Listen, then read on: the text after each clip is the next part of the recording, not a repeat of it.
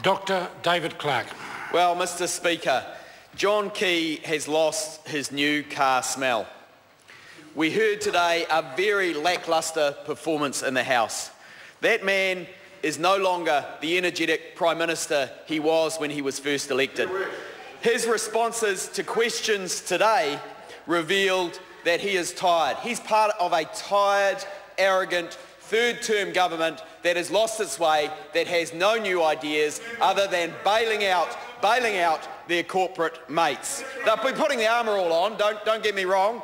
We heard the carpet's fading a little, but they'll be putting the armour all on. They'll be trying to convince New Zealanders that they have that new car smell. But mark my words, New Zealanders are not stupid. New Zealanders know that John Key is losing his touch.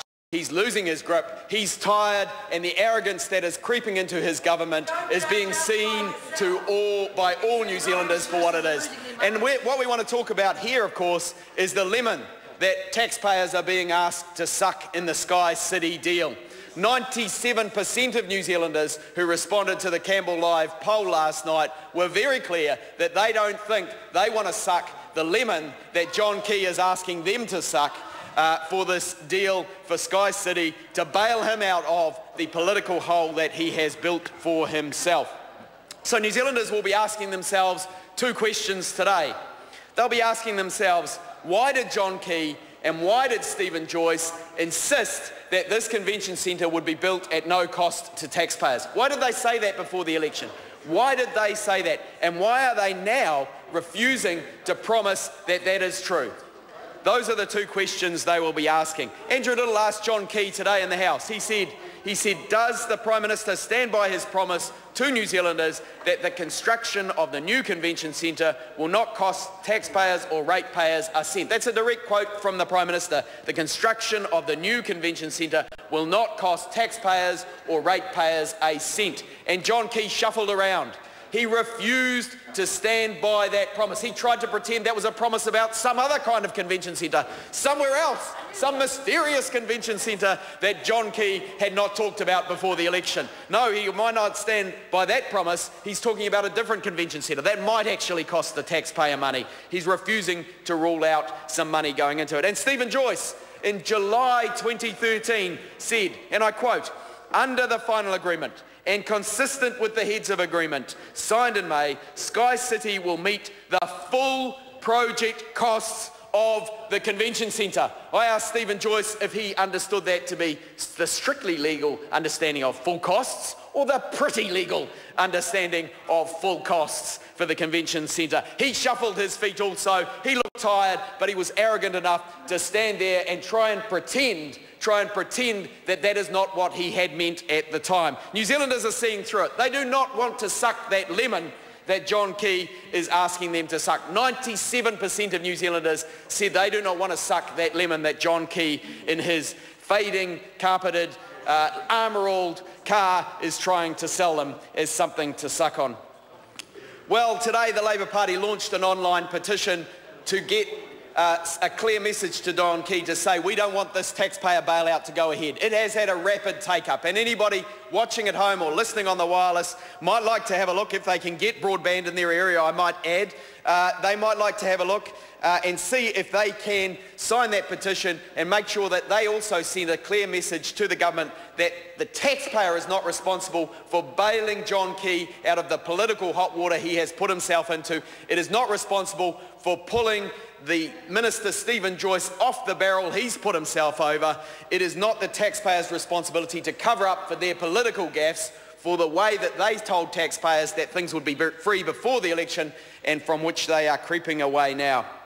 So Stephen Joyce and John Key say they want it to proceed, but today we also heard from Bill English that his preferred option was to walk away from the deal. He said he had not been consulted by the Prime Minister on this. He said he had not been consulted. His preference was to walk away from the Sky City deal. That's where Bill English is. He's the naughty child, the black sheep of the family. He's distancing himself from this dodgy deal, and I'm not surprised. He's trying to get to his maiden surplus. That's the pledge he's made to New Zealanders. He's not got there. He might not get there, but he's trying his damnedest to get there. Meanwhile, John Key and Stephen Joyce are writing cheques on his behalf for political purposes that are fiscally irresponsible, that are corporate bailouts and cannot be described as anything else. So let's have a look at the other things that have gone on in the last few days. Yesterday, in fact, we heard that $666,000, yes, $666,000 was the net profit for Sky City for the 6 months prior. And that came the same day as John Key announced that there was going to be a bailout, that it was likely that he was going to consider a bailout. Now what conclusions can we draw from that? I'm going to leave that over to those listening at home. $76 million rise in market capitalisation yesterday for Sky City off the back of the news that the Prime Minister is considering a bailout. That is disgraceful. $76 million market capitalisation increase. They know that they've got the government over a barrel. Sky City is maximising it, and the government does not seem to have the guts to say no, to stand by the promise it made to New Zealanders that this would be a free convention centre. The government is walking away. John Key and Stephen Joyce are shuffling their feet. I can see them now shuffling their feet. That's what they do when they're uncomfortable, when they've told New Zealanders porkies and they're stepping away from that deal. So New Zealanders won't stand for it. They do not want to suck this lemon that John Key is asking them to suck. They do not want the taxpayer to bail the government out of its political hole. And all this was foreseeable, of course. It was all in the original deal. The only reason New Zealanders believed that the convention centre would be free was because the government gave assurances. In the original deal, it said that either party may come back to the other for cash. That's in the contract. I pointed this out in September 2013 and it was reported in the New Zealand Herald. The government said, no, it won't ever happen. It's a free convention centre. Well, they've changed their story now and New Zealanders know that that was not honest. That was not upfront. This government is tired and arrogant and thinks it can get away with telling half-truths, trying to pretend it was a different convention centre they were talking about back then. Well, New Zealanders do not believe it, Mr. Key. Let's examine some of the history here. The convention centre was paid for originally, the original $402 million convention centre, the other one, out of problem gambling. 8,000 more people would be affected by the effects of problem gambling, we were told, by the Treasury. 18 more jobs would be the net effect on the economy, we were told by an independent report, because jobs will be sucked out of Rotorua and Taupo to fill the convention centre in Auckland when the international visitors come.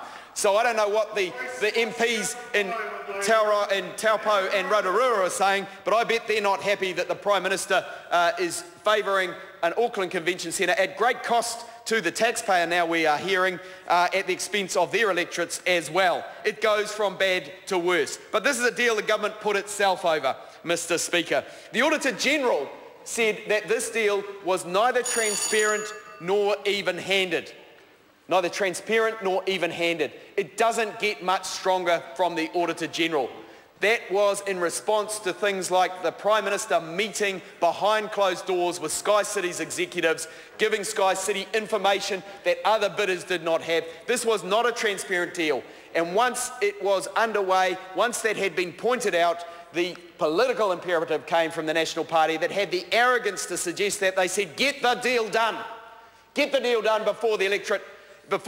We will tell New Zealanders it'll be free. Get it off the table. They can come back for more money later. Well, New Zealanders are seeing through this, and that tired, arrogant, third-term government is going to be called to account. As we saw in the poll result on Campbell Live last night, 97% of New Zealanders not wanting to suck this lemon. Treasury said it was not convinced by the cost-benefit analysis. It was clear from the start. They said, strong concerns that private benefits to Sky City will exceed public benefits to New Zealanders. A quote from the Treasury. Public costs will flow to private gain once the centre is paid off. It is a dodgy deal. But that was September 2013. Now we are seeing what is really happening as a consequence of that deal that was signed back then to get it off the political table before the election, to get a deal that was supposed to be free for New Zealanders that we now learn is likely to cost taxpayers money. Well, New Zealanders are not standing for it, and I urge everybody to go and sign that petition online to make it clear that New Zealanders will not tolerate this, will not put up with John Key's changing position on the Sky City Convention Centre. It's typical. We know that when it comes to corporate bailouts, there's a history there. There's Novapay. When it goes wrong, buy it. I mean, in the Convention Centre contract, if it goes wrong, buy it. It's in the contract. We've had Rio Tinto, no guarantee of jobs. There's White Elephants, there's Media Works, there's Chorus, there's lots of dodgy deals from a tired third-term government. This government is going its own way and New Zealanders are not happy about it.